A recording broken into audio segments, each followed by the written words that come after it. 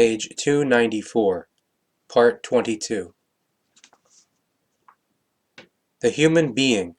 must consider it is his or her duty to enjoy the abundance of his or her life, if it is a kind of life which is righteous and evolutive. However, each human being must create this abundance himself or herself. Thus, everyone must contribute his or her own part to that in order to be provided for in the best way. But in order to achieve the abundance of the provision, the creation and maintenance of a neutral, positive, equalized attitude is necessary. Consequently, it must never be forgotten that a gloomy attitude constantly chases away the abundance and the prosperity. Abundance and prosperity do not like any human beings who are of a grim and inhospitable and otherwise destructive kind. Therefore, prosperity and abundance do not arise where the human being's consciousness is full of shades of doubt and hate, unfairness, and criminal terrible things, and so forth. There, one only finds results which are always doubtful, which, as a rule, are also only purely materially conditioned, and they contain no values pertaining to ideals, nor do they contain evolutive values. First and foremost, prosperity and abundance are consciously conditioned, and therefore they are conditioned by one's attitude, and express the values of one's inner nature, of one's inner self. And prosperity and abundance only secondarily relate to the value of that which is purely material. Therefore one must firstly bear in mind and develop the inner values, which must be constantly practiced until the conviction that the law of provision is actually effective, works correctly, and also brings results.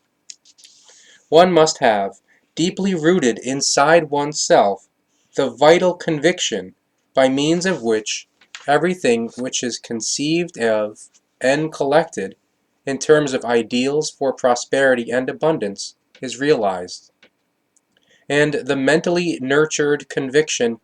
is the actual might of thoughts, which then allows everything to become reality and to become actual. This might of the thoughts is an enormously valuable energy, which is unfortunately also used by many human beings for extremely negative and negating unvalues, but which, with the correct use, is transformed into neutral, positive, equalized powers, so that it is no longer wasted through worry and grief, wrong strivings and efforts, as well as negative attitudes and actions, and so forth. The human being must achieve all his or her daily, thought-feeling-based, as well as material work-based efforts, certain in his or her consciousness that everything which he or she undertakes always works for him or her, and carries out that which he or she has acquired as ideals. In this form, the human being becomes creative and constructive, and from that, there arise in him or her new and unimagined, fantastic and exciting things, which constantly form life anew. It must be heeded that the law of provision actually only functions for those human beings who live according to it. It is clear that it can be doubted by this or that human being, yet only because there is no understanding of the principle which is based on the fact that prosperity and abundance are, first and foremost, of an inner nature, and are expressed in joy, love, peace, freedom, and harmony, and then only secondly as material wealth, and so forth. Only the human being who lives according to the real law of provision in this regard therefore also gains inner values, which are very much more important and valuable than the purely material values. But the human being who lives according to purely worldly laws, and is perhaps still unhonest and the like, accumulates solely material wealth, but with which he or she cannot evolve and achieve higher things in regard to the development of the consciousness and personality, and so forth. Rather, in this regard, he or she remains poor and underdeveloped.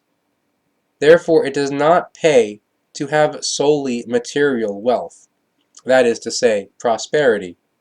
through which those who are unrighteous and unhonest and so forth can certainly be affluent in terms of material wealth. However, in regard to the real life, they are poorer than beggars of a purely material nature. This is a creational natural law which unfortunately is not understood by many human beings, for which reason so many are aggrieved that some who have collected material wealth in an unhonest and unrighteous kind and wise debauch it in it, while they, the others, have to earn every cent with strenuous hard work, laboriously, and bathed in sweat. But one should feel sorry for whoever thinks this way, because their manner of thinking is wrong, and does not agree with the actual law of provision, which is, first and foremost, directed towards inner prosperity and inner abundance. The terrestrial world, as well as all other planets, all suns, and the whole universe, has been created by the creation, by the universal might, by the universal consciousness, and, in fact, extremely generously, and in such a way that the human being can, at his or her own discretion, build up for himself or herself an innate will, if only he or she enables himself or herself to do that. Creation, the universal consciousness, which has no similarity at all to a god, rather which consists of the purest spiritual energy, demands nothing of the human being. Rather it gives him or her, by means of the part piece of creation spirit which works in the human being as the innermost enlivening form, impulses of various kinds, which the human being can follow and realize, or not, at his or her own choosing, according to his or her self-created will. Yet creation, the universal consciousness, has made the world and the entire universe such that there is always enough of everything there for all life forms, and they can nourish themselves and can live regardless of whether the creational natural laws are followed or not. Yet, the more they are followed, the more peaceful, joyful, loving, free, and harmonious life becomes. Consequently, the human being therefore only needs to live and evolve according to these laws and recommendations, so that he or she achieves the entirety of creational natural values. The creational natural laws determine the procedures according to which the human being should live in order to achieve neutral, positive, equalized harmony, which he or she is able to make real through the might of his or her thoughts. There is no trick which could be used for that, because everything is an open matter which is equally accessible to each human being, and which he or she can make useful for himself or herself. It therefore has nothing to do with tricks, and tricks absolutely do not work at all in regard to the use of the creational natural laws, because, in accord with these laws, everything is directed towards an inner evolution, towards inner prosperity and inner abundance. And so many human beings on the earth take no account of just this fact, because their only wish and their only desire is directed at purely material wealth. Yet precisely this is not how the human being's real, creationally and evolutively directed life and behavior functions. Because, as a rule, wishes, yearnings, and desires for material goods interrupt or prevent the connection to the consciousness-based and creation-aligned world and development. Indeed, with the correct evolutive creational following of the laws, the handling and execution of the creational natural principles of provision, prosperity, and abundance also leads, with corresponding efforts, to the considerable amassing of material wealth. Yet this is then managed, increased, and used in a form which is appropriate and precisely thought out, so that the creational laws are fulfilled. But if this is not the case, and if the human being deviates from the creational principle, then the danger inevitably arises that basic control and progress, as well as all good, positive values and real humaneness, are lost.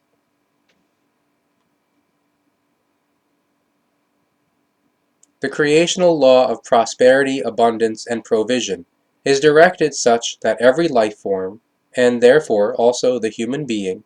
has everything in plentiful abundance in order to be able to live and evolve without having to live in want.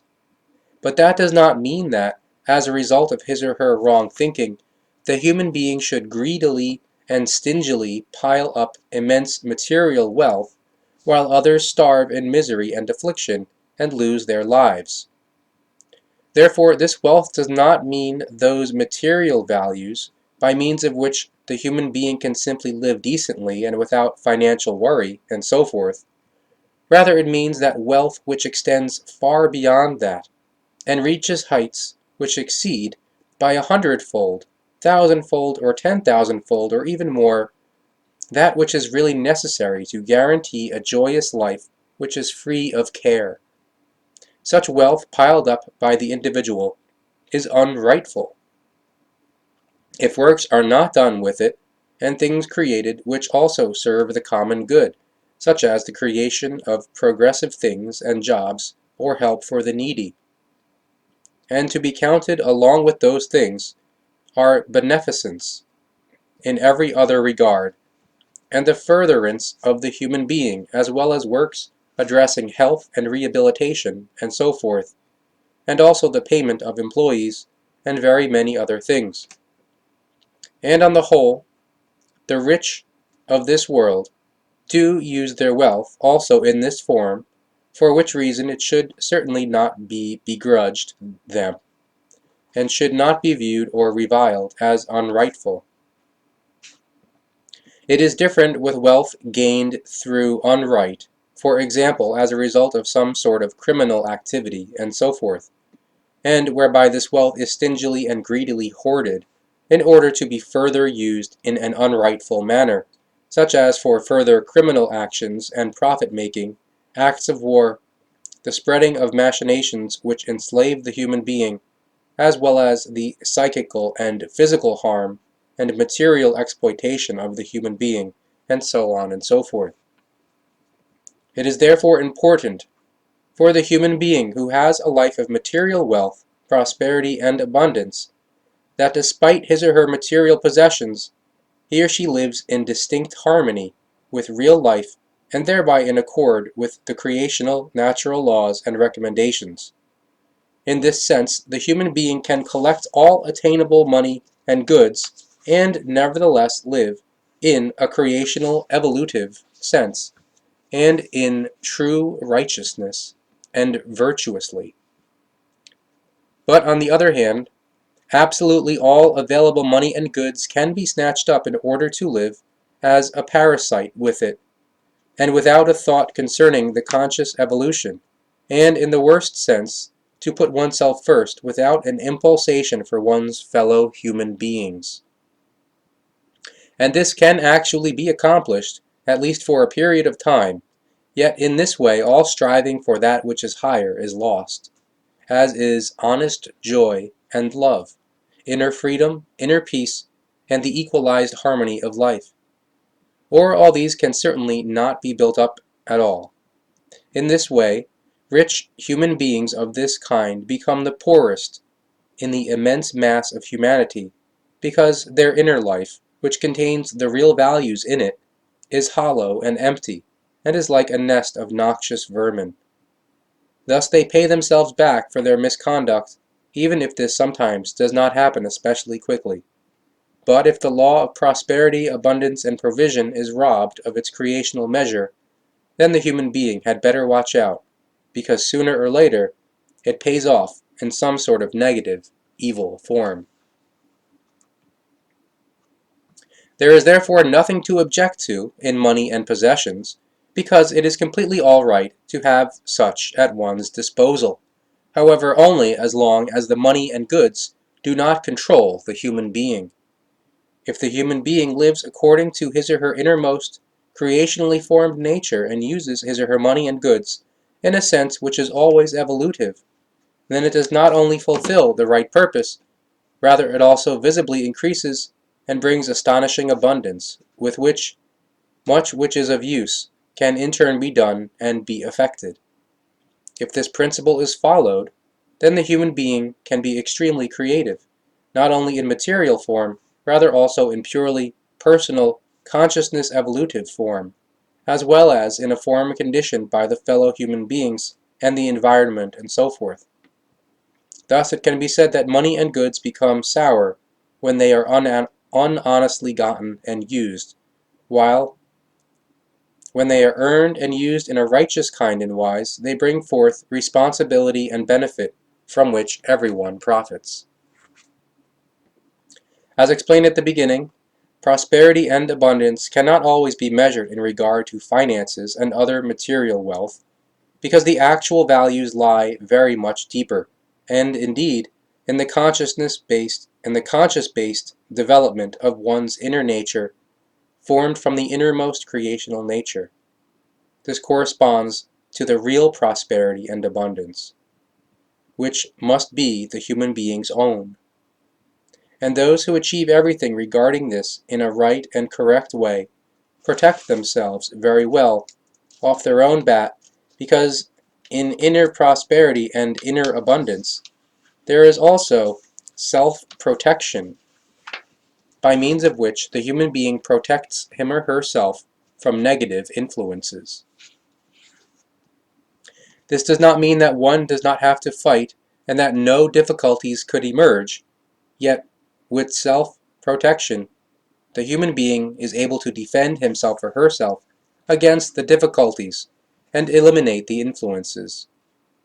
Negative and positive therefore become controlled, and since both must inevitably arise in the life of the human being,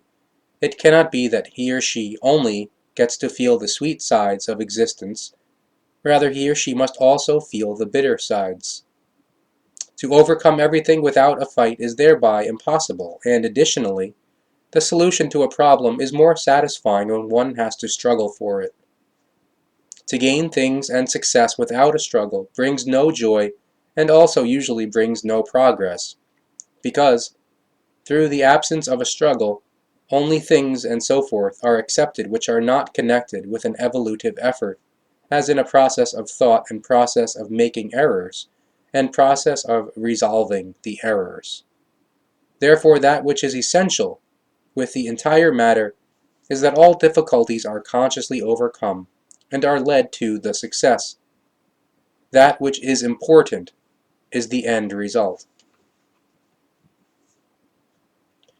Whoever goes through life with inner prosperity and inner abundance has much joy and is not disturbed when everything gets extremely hard from time to time, because knowledge teaches that this is very good and very necessary. Connected with that is also the conviction that, with the right activation and direction of one's prosperity and abundance, a correct provision is always guaranteed. To this end, however, the human being must never think in a needy manner, because thoughts live as do words, for which reason nobody should call him or herself needy. And the thoughts are might, by means of which everything is set into action. Indeed, also words are realized, because they are outwardly released thoughts, which become reality as a result of their might. Therefore, if a matter is contemplated, then patterns pertaining to that specific matter are formed. If this is then spoken about, then the word is thereby sent out, and that which has been thought is compressed. The words are thereby realized through the might of the thoughts, with which everything is formed and clothed in acoustical sounds, and therefore words. If pure ideas are therefore created and verbalized in this way, then they are brought to full expression and produce unripe results because they were not worked out into ideals, firm imaginings, and intentions, and so forth. In the same way, such kind of ideals and firm imaginings and so forth, of a kind which is an Ausartung, are manifested outwardly and in the outside world through the utterance of words, and again through the might of the thoughts. Therefore, since time immemorial, it has been said, quote, "Tend to thought or utter it, and it happens," and just as it is with the thought, the word is might and command.